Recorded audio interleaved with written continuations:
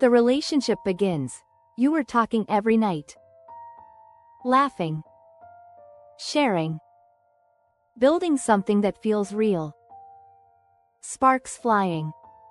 And then one day, they disappear, no explanation. No goodbye. Just silence. It didn't happen after a fight. There was no argument. No raised voices. No clear ending. The conversation just stopped, replaced with silence. Messages went unread. Calls went unanswered. You tried to reach out, but got nothing. And the connection you trusted vanished without warning. What hurt the most wasn't losing them. It was not knowing why. Your mind couldn't accept silence. So it searched for answers. You replayed conversations. Reread messages. Revisited moments that once felt safe, trying to find where the faults came from. You asked yourself, did I say too much? Did I move too fast? You weren't looking for blame. You were looking for closure. Ghosting isn't about confusion. It's about avoidance. For some people, disappearing feels easier than facing discomfort. Instead of explaining their feelings, they escape them. Silence becomes their shield. Ghosting hurts differently because it doesn't end anything clearly. There's no final conversation.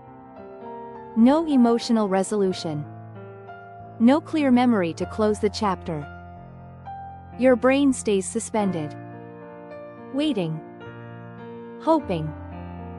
Wondering. Unfinished endings create the deepest wounds.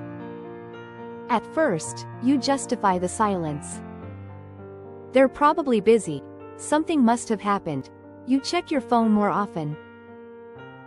Not because you're desperate, but because hope hasn't left yet. Hope whispers that silence doesn't always mean goodbye. Ghosting hits hardest when emotional attachment is present.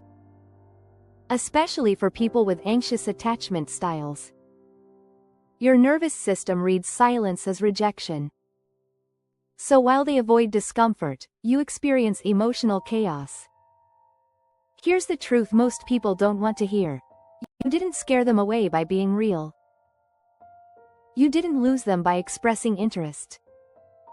If honesty made them disappear, they were never equipped to stay. And if commitment chased them into silence, they were not emotionally matured for something real. Ghosting doesn't reflect your worth. It reveals their emotional limits. People who ghost often struggle with emotional maturity, accountability, healthy communication. They fear confrontation. They fear being the bad person. They fear uncomfortable conversations. So they choose silence instead of honesty. Ghosting is emotional cowardice. It avoids responsibility at someone else's expense.